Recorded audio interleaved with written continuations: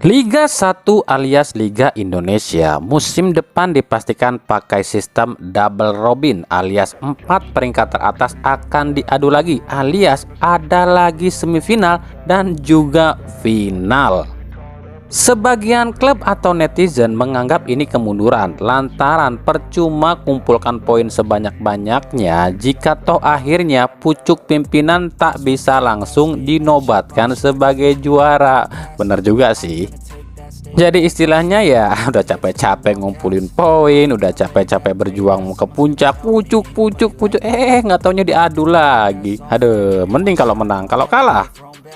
Tapi terlepas dari itu semua, jika musim depan pakai sistem ini artinya sudah 19 tahun yang lalu format ini tak digunakan sejak terakhir kali format ini dipakai di tahun 2014 silam atau di saat Liga Indonesia ganti nama dari divisi utama menjadi Liga Indonesia. Nah, di edisi terakhir format ini Persib Bandung keluar sebagai juara usai di final kalahkan Persipura. Lalu ada siapa aja tim yang pernah raih juara Liga Indonesia di saat pakai sistem ini?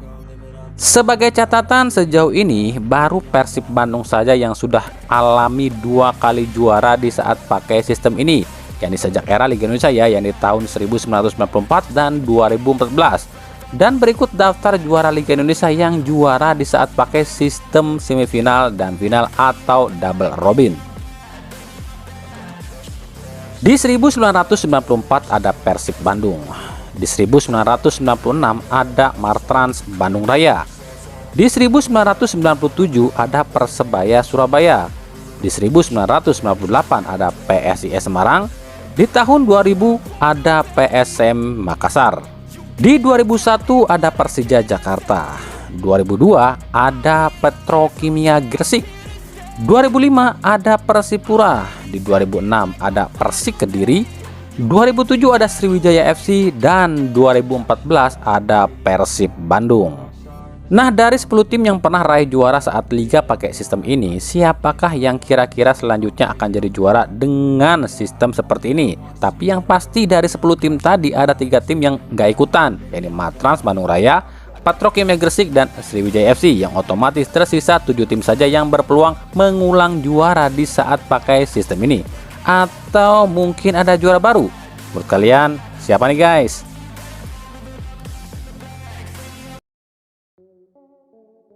PSSI dan PT LIB sepakat Liga 1 musim depan pakai VAR meskipun baru akan dicoba di pertengahan musim dan di laga-laga tertentu saja. Tapi rupanya para klub kurang setuju jika VAR ini hanya akan dicoba di laga-laga tertentu saja. Para klub inginnya semua pertandingan sudah pakai VAR. Tapi keinginan klub ini mungkin gak bisa terrealisasi jika tahun-tahun ini ya, sebab ada persyaratan yang FIFA berikan jika sebuah stadion ingin dipasangi VAR. Syarat yang pertama, stadion tersebut memiliki lampu penerangan minimal 1200 lux. Kalau ini sih gampang ya, tinggal pasang aja, beres. Jangan salah, 1200 lux ini bukan lampu sorot biasa, tapi full lampu LED yang harganya bisa capai puluhan juta. Yaitu syarat yang kedua ya, yakni lampu stadion full LED sampai ke sudut-sudut stadion, semuanya LED, dan LED-nya pun bukan LED biasa tapi LED yang sesuai standar FIFA. Syarat ketiga sebuah stadion yang ingin dipasangi VAR adalah harus memiliki papan LED board, yakni papan iklan berjalan yang ada di pinggir lapangan, dan papan skor pun harus LED board, dan ini pun belum semua stadion di Indonesia memilikinya ya. Syarat keempat adalah Departemen VAR. Nah, Departemen VAR ini sulit lantaran Departemen VAR ini gabungan antara dari pihak PSSI dan pihak VAR-nya FIFA. Dan lokasi Departemen VAR ini di sebuah stadion itu harus ada dalam satu ruangan khusus, dan ruangan itu harus menghadap langsung ke daerah lapangan dan dipasangi oleh dinding kaca. Nah, ini pun sulit karena lapangan di Indonesia atau stadion Indonesia belum banyak yang memiliki ruangan seperti ini. Dan syarat yang kelima adalah kursi single seat. Nah, ini yang paling sulit. Pasalnya nggak semua stadion di Indonesia pakai kursi single seat, dan ngerombaknya itu butuh waktu nggak cukup 1 tahun. Apa hubungannya sih kursi single seat ini dengan VAR? Kok bisa-bisanya ada peraturan pakai kursi single seat sih? Kami pun kurang paham ya apa hubungannya VAR dengan kursi single seat, tapi katanya jika stadion pakai kursi single seat ini nantinya ada sebuah sensor di setiap kursi yang terhubung pada kamera yang akan dipakai di VAR. Jadi fungsinya itu untuk memonitor dan menghitung jumlah penonton yang hadir. Jadi bisa meminimalisir segala bentuk kerusuhan dan juga mencegah dari aksi-aksi curang-curang yang lain. Itu sih katanya ya. Nah, pertanyaannya adalah, mampukah klub-klub kita penuhi syarat-syarat seperti itu untuk bisa stadionnya dipasangi VAR? Persib Bandung dipastikan tak akan merombak susunan pemain asingnya untuk musim depan. 4 pemain asing yang ada, yakni Nix, DDS, Sato, dan Siro dipastikan akan tetap berada di Persib hingga kontraknya berakhir. Persib hanya tinggal mencari 2 pemain asing lagi, dan untungnya Persib sudah punya slot ASEAN, ini satu, yang artinya Persib tinggal cari 2 asing bebas lagi. Tapi ini justru membuat Persib dilema. Pasalnya Persib harus benar-benar jeli memilih pemain. 2 pemain asing yang akan diambil haruslah pemain yang benar-benar dibutuhkan oleh Persib dan bisa membawa perubahan dalam permainan Persib. Nah, dengan demikian ini pun artinya sejumlah pemain asing yang dirumorkan ke Persib ini belum pasti akan direkrut oleh Persib ya. Kepastiannya tunggu Luis Milla pulang dari Spanyol. Skuad Persib sendiri baru akan berkumpul itu pada 4 Juni mendatang. Jika kami cermati pergerakan Persib sih sejauh ini lumayan ya, tapi belum maksimal. Kelemahan utama Persib musim lalu tuh belum tertutupi. Edo, Rian, dan Putu tipikal pemain yang bermain di sisi atau sisi sayap atau wingback ya. Sementara kelemahan utama Persib ada di sentral, baik itu center back maupun central midfielder. Jika Persib ambil 1 pemain asing berposisi sebagai center back, oke lah. Tapi pertanyaannya, di posisi mana 1 pemain asing lainnya? Tengah atau depan? Ini yang harus benar-benar dicermati oleh Persib. Jangan sampai blunder. Oke lah, kalau kita bicara soal pemain asing sih gampang lah, bisa dicari atau diambil dari manapun ya. Tapi kalau untuk slot lokal ini yang sulit. Jika Persib nggak segera bergerak, otomatis para pemain yang layak tempati posisi di Persib bisa aja disikat tim lain, dan ujung-ujungnya Persib nggak bakalan kebagian pemain. Sementara pemain yang ada di Persib kami rasa udah saatnya dirombak. Makanya kami bilang meskipun Persib sudah umumkan 3 rekrutan baru, tapi kami anggap ini belum ada perubahan. Sebab yang utama yang harus dirubah oleh Persib adalah sisi belakang. Jika Persib sudah umumkan 1 saja pemain belakang baru, kami rasa Persib sudah cukup tenang ya. Tapi lagi-lagi pertanyaannya adalah, mampukah Persib mewujudkan ini? Atau lagi-lagi Persib akan jadi tim yang dicap lelet dan lemot di bursa transfer? Persija Jakarta baru aja melepas Osvaldo Hai. Banyak yang nanya nih, kemana Valdo akan berlabuh selanjutnya? Ya udah jelaslah ke Bali United ikut Teko. Emang mau kemana lagi? Tapi bagi kami yang menarik itu justru bukan mau kemana Valdo selanjutnya, tapi siapa pengganti Valdo di Persija. Karena kalau kami amati ya, Thomas Doll ini tipe pelatih yang bukan cuma ngandelin kecepatan di sisi sayap nih, tapi di era Thomas Doll, seorang winger ini harus juga bisa masuk ke dalam atau ke tengah nih. Contoh Rico Simanjuntak nih, di eranya Thomas Doll mainnya itu nggak cuma ada di sayap, tapi harus mondar-mandir ke sana ke sini ya, bisa ke depan, ke belakang, ke tengah. Jadi kalau menurut kami sih ada 1 pemain yang cocok nih untuk tipikalnya Thomas Doll, yakni Egy Maulana Fikri.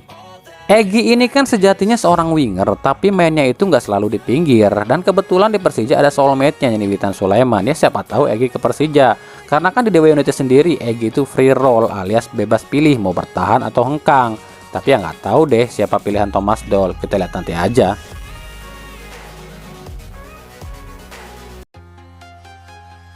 Nah, kita lanjut ke yang udah welcome nih. Yang pertama, Rans Nusantara FC resmi mengontrak Mas Al sebagai pelatih barunya. Udah kami duga ya. Almeida dikontrak selama 1 musim oleh Raffi Ahmad dengan catatan yang bejubel. Di antaranya salah satunya adalah jika dalam 10 laga awal Liga 1 musim depan posisi Rans ada di zona bawah, maka Mas Al ini harus otomatis mengundurkan diri dengan sendirinya. Waduh, udah kayak tim papan atas aja nih Rans. Yang kedua, PSIS Semarang welcome M Sabilah dari Persik Kediri. Ini pun udah kami pernah prediksi ya. Sabilah dikontrak selama 1 musim dengan opsi perpanjangan. Berarti tinggal tunggu yang lagi deg-degan nih. Gianzola jadi nggak nih? Yang ketiga, Barito Putra welcome lagi, yakni ex kiper yang gagal ke Persib, yaitu Mario Londok. Wah, benar-benar berubah nih Barito. Tapi kok asingnya belum ya? Sabar.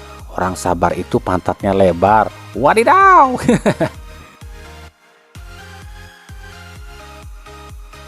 Yang keempat, Bali United welcome lagi. Dua orang lagi ya, yakni Taufik Hidayat dari Madura United dan Tegar Infantri dari Persikabo. Tinggal tunggu Valdo nih.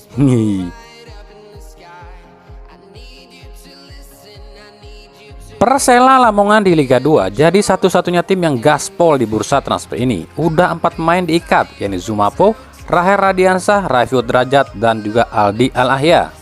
Nah, yang terbaru ada inisial AJ. Siapa ya AJ ini? Ada Jantra. Tapi yang pasti nama-nama seperti Zulham Zamrun, Dedi Gusmawan, dan Ikhwan Ciptadi akan segera merapat ke Lamongan. Dan ada satu lagi nih, yakni MZ Nuri, yang kabarnya pun akan pulang ke Lamongan. Wah, benar-benar gaspol nih. Lanjut ke yang tengah negosiasi dan juga tengah dirumorkan. Yang pertama, Persebaya Surabaya tengah negosiasi dengan gelandang asal Filipina keturunan Jerman Oliver Bias. Namun bukan cuma Bias, tapi ada satu pemain lain yang juga tengah nego. Namun belum disebutkan identitasnya. Persebaya akan mempelajari dulu 2 pemain ini dan bisa saja satu di antara 2 pemain ini akan terpilih atau justru Persebaya akan cari kandidat lain. 2. Persikabo kabarnya selangkah lagi mendapatkan penyerang asal Brazil Marcelo Barbosa. Persikabo tinggal tunggu Barbosa datang saja. Namun demikian tak menjamin Barbosa akan direkrut oleh Persikabo. Pasalnya Persikabo akan menerapkan sistem trial dulu untuk calon para pemain asingnya. 3. Yang nanyain pemain asing Persik Kediri siapa lagi? Nggak ada. Persik Kediri udah full pemain asing. Renan, Flavio, Rohit, Nascimento, Pedro, dan Simon Lingbo. Pedro udah mau diumumin nih sebentar lagi. Selanjutnya ya Lingbo. Udah itu aja udah komplit 5+1. Tinggal welcome lokal aja nih. Dan gak bakalan banyak. Paling Samsul, Supriyadi, dan juga Samuel Kristianson Simanjuntak. Meskipun ada kemungkinan nambah lagi nih lokal. Tapi intinya pemain asing Persik Kediri udah full ya. 4. Madura United juga kabarnya udah full nih pemain asingnya, yakni ada Lulinha, Kleberson, Hugo Gomez, Ribamar, Jamie McCreed, dan Jacob Mahler. Tapi masih terkendala administrasi buat mengumumkan. Ya kalau nantinya ada masalah administrasi di salah satu calon pemain asing tersebut, ya Madura cari yang lain. Intinya Madura United ini tinggal launching squad aja ya.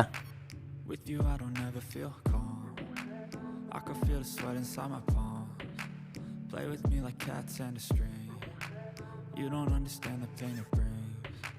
You don't ever wanna give me wings. You don't ever wanna set me free.